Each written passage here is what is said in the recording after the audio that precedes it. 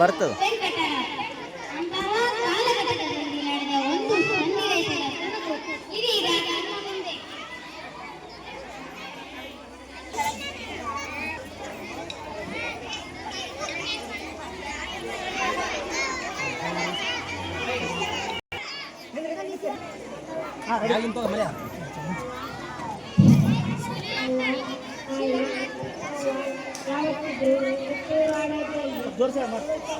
ನನ್ನ ಆಸೆ ಅದನ್ನು ಇದು ಮಾಡಕ್ಕಲ್ಲ ಅಂತ ಎಂಬಿನಿ ತಾಯಿ ಅವರನ್ನು ತೋರಿಸಿ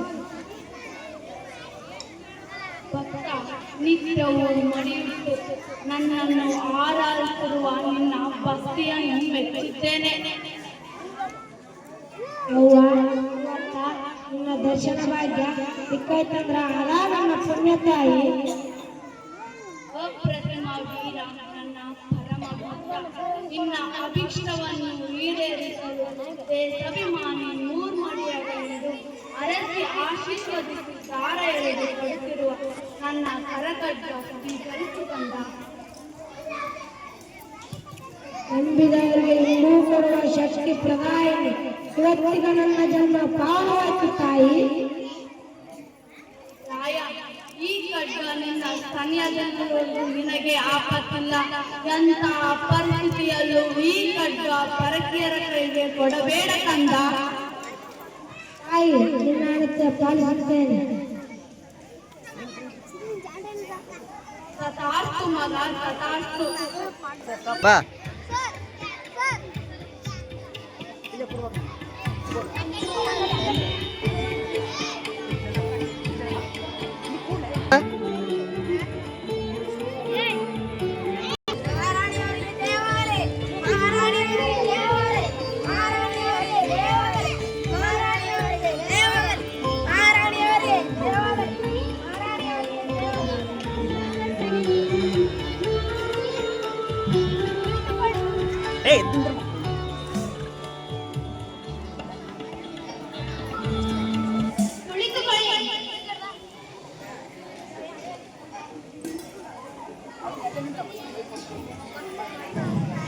Good morning, Sani.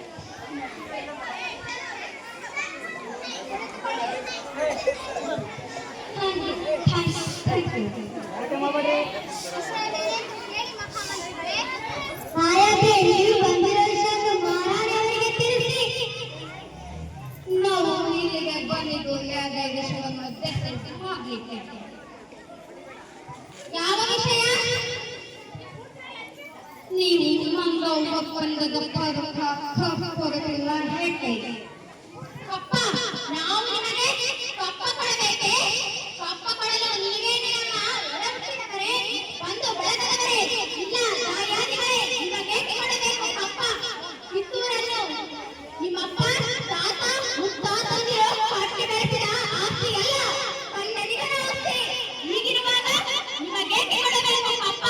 ಕಿತ್ತೂರನ್ನು ನೀವು ಕಟ್ಟಿದವರೇ ಬೆಳೆಸಿದವರೇ ಇಲ್ಲ ಕಿತ್ತೂರಿನ ಸುಖದುಃಖದಲ್ಲಿ ಭಾಗಿಯಾದವರೇ ನಿಮಗೆ ಕೊಡಬೇಕು ಕಪ್ಪ.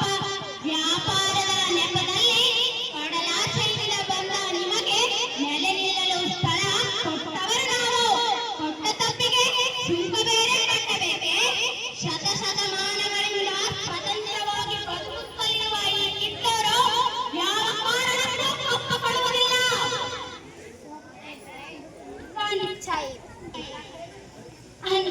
ಕೊಡುತ್ತೀನಿ ಎಂದು ಒಪ್ಪಿಕೊಂಡವರು ನೀವೇ, ನೀವು ಕೊಡುವುದಿಲ್ಲ ಎಂದು ಹೇಳುವವರು ನೀವೇ. ಇದು ಸರಿಯಲ್ಲ, ನ್ಯಾಯವೂ ಅಲ್ಲ. ಸಾಗಟೆಗೆಯಲು ಸಾಗ ಕೊಟ್ಟರೆ ಸಾಗವೇ ನಮ್ಮದೆಂದು ಒಪ್ಪೆಯಾಗುವ ಅಪ್ಪೆ ಪಾರಿಗಳು ನೀವು. ನಿಮ್ಮ ಮೋಸದ ಒಪ್ಪಂದಕ್ಕೆ ನಾವು ಮನ್ನಣೆ ಕೊಡಬೇಕೆ? ಎಂದೆಂದಿಗೂ ಸಾಧ್ಯವಿಲ್ಲ. ನಿಮ್ಮ ಮಗ ಒಪ್ಪಂದಕ್ಕೆ ಬೆಲೆ ಇಲ್ಲವೇ? ಬೆಲೆ ಇಲ್ಲ. ಮೋಸದ ಒಪ್ಪಂದಕ್ಕೆ ಈ ಕಿತ್ತೂರು ಎಂದಿಗೂ ಬೆಲೆ ಕೊಡುವುದಿಲ್ಲ. ಆದರೆ ಛತ್ತು ನಂತರ ದತ್ತಕ ಬೇಜಾರು ಮಾಡಿಕೊಂಡಿದ್ದೀರಿ.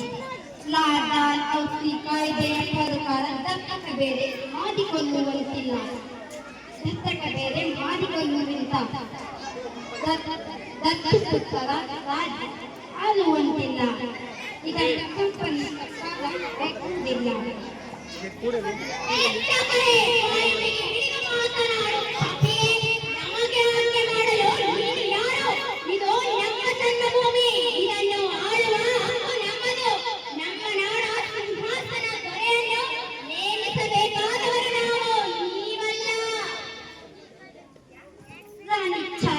ನೀವು ಕಂಪನಿ ಸರ್ಕಾರದ ಕಲೆಯನ್ನು ದಿಗತ್ತಿದ್ದೀರಿ. ದಿಗ ತಪ್ಪಿ ಹೋಗಿದ್ದಾರೆ ಯಜಮಾನ. ಮುಚ್ಚು ಬಾಯಿ, ತಾಯಿ ಆಕಾರಕ್ಕೆ ಬಂದು ತಾಯಿಗೆ ಎತ್ತರಷ್ಟು ಸತ್ಯನಿಂದ ಇಕ್ಕಟ್ಟ ಮಾಡೋದು ನಮಗ ನಮಗಲ್ಲ.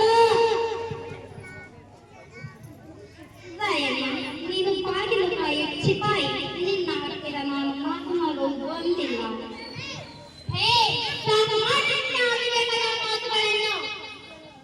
ನಮ್ಮ ರಾಜ್ಯ ಜಾರತೆ ಬೆಂಬಲಿಸದ ರಾಜ್ಯ. ತಾಯಿ ಮಕ್ಕಳ ಮತ್ತೆ ಒಡಕುಂಟು ಮಾಡುವ ನಿನ್ನ ಕುತಂತ್ರವನ್ನು ಇಲ್ಲಿಗೆ ನಿಲ್ಲಿಸು.